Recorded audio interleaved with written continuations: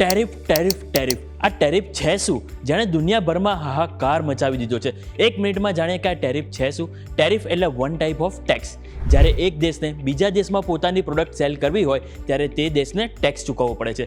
Example સાથે બતાવું, અમેરિકાની કોઈ કંપની છે જે ભારતમાં ફોન સેલ કરે છે, જેના બદલામાં ભારત એ અમેરિકાની કંપની પાસેથી ટેરિફ વસૂલ કરશે. લેટ્સ સે ફોનની કિંમત 1 લાખ રૂપિયા છે, ભારત 52% ટેરિફ વસૂલ કરે તો એ ફોનની કિંમત ભારતમાં 1,52,000 થઈ જશે.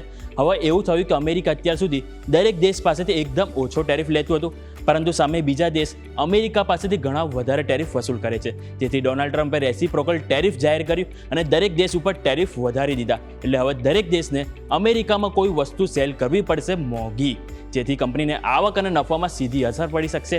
અને એ જ કારણથી દુનિયાભરના દરેક શેર બજારમાં હાહાકાર મચી ગયો છે. અને આ ટેરિફ આજે કે પછી જ્યારે પણ લાગુ થશે, દુનિયાભરમાં મોંઘવારી વધી શકે છે.